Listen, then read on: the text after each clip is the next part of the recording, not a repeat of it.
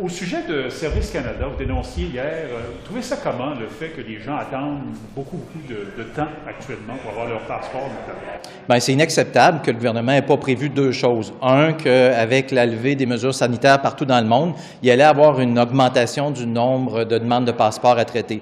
Deuxièmement, on arrive à la période où les premiers passeports qui avaient été émis pour 10 ans viennent à échéance. Donc, il y a là aussi un plan que le gouvernement aurait dû prévoir, qu'il y aurait une vague de renouvellement de passeports qui était à prévoir. Malheureusement, ce qu'on reçoit dans les bureaux de comté comme appel, pas juste dans mon comté, mais partout, tous les députés à qui j'ai parlé reçoivent des appels en ce moment sur les délais interminables. Impossible de rejoindre un agent au téléphone, impossible d'obtenir un rendez-vous pour savoir où est rendu ton passeport ou pour accélérer les choses. Et si tu veux que ça aille plus vite, tu dois débourser des frais additionnels en plus, même si ce n'est pas de la faute du citoyen si le passeport est en retard. Donc, le gouvernement aurait dû prévoir mieux, faire en sorte que cette situation-là ne se produise pas. Malheureusement, encore une fois, c'est un manque de planification. Puis je dirais aussi, c'est un peu l'entêtement du gouvernement à refuser que les employés retournent tous dans leur bureau, parce qu'on a beaucoup de plaintes de perte de documents qui sont égarés à cause de la manière dont les employés sont obligés de traiter les différents papiers que les citoyens sont obligés d'envoyer à Passeport Canada. Donc, le gouvernement doit faire quelque chose. À toutes les fois, à toutes les semaines, on a des cas de citoyens qui doivent partir le lendemain ou dans 2 jours ou 3 jours, qui n'ont toujours pas de nouvelles de Passeport Canada. L'autre côté, peut-être juste avant de terminer, j'ai trouvé tout simplement aberrant le fait que hier, en Chambre, la ministre responsable de Service Canada recommande aux citoyens, en cas de problème, d'appeler leur bureau de député pour régler les problèmes, parce que les députés ont accès à une ligne spéciale pour aider les citoyens qui ont des problèmes, au lieu d'essayer de trouver une façon d'aider directement les citoyens. Parce que si ça devient la norme d'appeler les bureaux de députés, il y a 338 députés qui vont être débordés, qui ne seront plus capables, eux autres non plus, de répondre aux demandes des citoyens. Donc, la ministre doit trouver une solution et vite, parce que la saison des vacances s'en vient. Une des raisons qu'on nous dit que les délais sont aussi longs, c'est parce que les employés ne travaillent pas tous au bureau. La plupart sont pas encore en télétravail. Est-ce que ça vous apparaît normal à ce moment-ci qu'il y a encore autant d'employés en télétravail? Bien, c'est exactement ce que je disais. C'est totalement inacceptable. La ministre a une manière de régler la situation, c'est de ramener les employés dans leur bureau où ils sont équipés pour bien servir les Canadiens. Les employés eux-mêmes se plaignent de la situation parce qu'ils ne sont pas capables de donner un bon service aux citoyens. Donc, on ramène les employés dans leur bureau, qu'on traite les dossiers comme on les traitait avant la pandémie et qu'on permette aux employés fédéraux de faire leur travail. Eux aussi ne sont pas contents de ne pas être capables de rendre les services aux citoyens.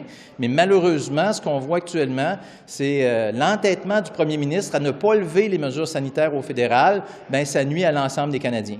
Juste avant de vous laisser aller, je vais vous poser la question. Le débat d'hier, je vous avez regardé, vous en avez pensé quoi de ces attaques et de 2 candidats qui refusent de se serrer la main? Bien, moi, comme vous le savez, en tant que chef adjoint du parti, je ne peux pas commenter les différents événements, mais je peux dire que ce qu'on a vu hier, c'est des candidats qui sont prêts à défendre leurs valeurs conservatrices, et surtout des candidats qui vont offrir tout un spectacle quand va venir le temps de débattre avec Justin Trudeau. Ça augure mal pour l'unité du parti, par exemple, quand on voit ça? Non, je pense que c'est sain qu'on ait des débats, c'est sain que les différentes options s'affrontent, et ça démontre que dans notre parti, il y a beaucoup d'énergie, il y a beaucoup de vigueur. Puis ce que j'ai vu hier, c'est effectivement des débats d'idées, et c'est à ça que ça sert des courses au leadership, de permettre aux différents candidats de débattre de leurs opinions. On voit qu'il y en a des opinions franches et bien tranchées, et je pense que ça regarde bien pour le reste de la course au leadership. De plus en plus de gens sont intéressés à ce qui se passe au Parti conservateur. Il y a de plus en plus de gens qui achètent leur carte de membre,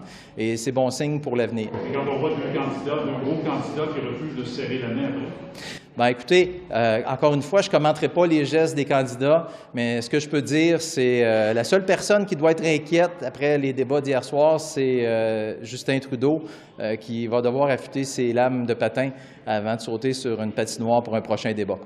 Merci, M. Berthold. Merci. Bonne journée. Au revoir. Alors, M. Boulris, comment vous trouvez ça, la situation actuellement? J'imagine qu'à votre bureau, vous avez beaucoup de téléphones encore? Bien, Il y en a de plus en plus parce que la période estivale s'en vient. Les gens, après 2 ans de pandémie, veulent voyager. Et là, on a plein de dossiers là, où les traitements, on parle de 60 jours, 70 jours, 75 jours, alors que normalement, c'était en 10 et 14 jours. Alors, des gens appellent, des gens sont inquiets parce qu'ils veulent pouvoir voyager, mais on a un gouvernement qui, depuis 2 ans, se traîne les pieds dans l'ensemble des traitements de dossiers, que ce soit les résidences permanentes, les visas, l'immigration, puis là, c'est les passeports. Est-ce qu'on aurait dû prévoir le coût?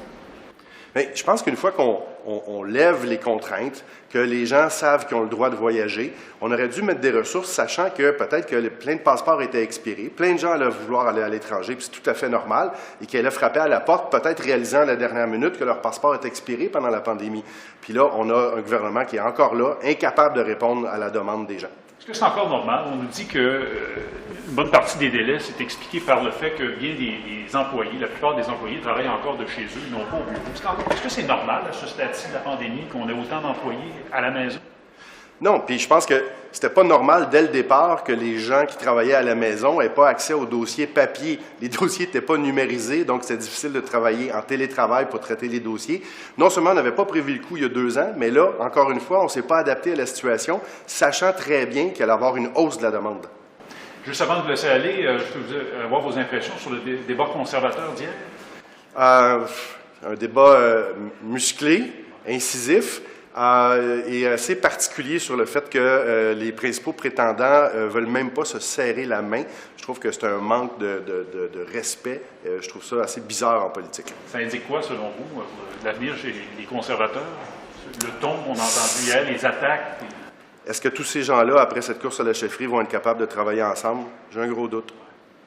Merci beaucoup. I am going to just give an update on the flooding situations in Kashechewan and Peguis. Well, first, Peguis. As you know, they're experiencing severe flooding, and the Department, Indigenous Services Canada, has been working with Peguis, the community, to not only provide support for evacuations, but also people and supplies to protect infrastructure.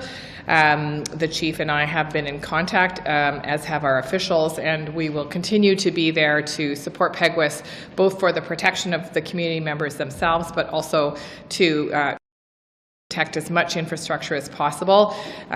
This is very deeply concerning for many members of the community, obviously, because there is a history of flooding in this community, and we have some important work to do once we get through this crisis period to talk about the future of supporting Peguis in resiliency efforts.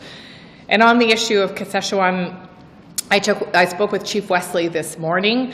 There are evacuations underway. There is a formal request for assistance in with public safety, but the Department of Indigenous Services Canada is working right now with the community, both on evacuation efforts and, again, on trying to understand how best we can protect any infrastructure. The Chief is hopeful that there won't be full-scale flooding of the community, but is concerned about the safety of the community members, so is asking for rapid evacuation, and that process is underway as we speak. Thank you.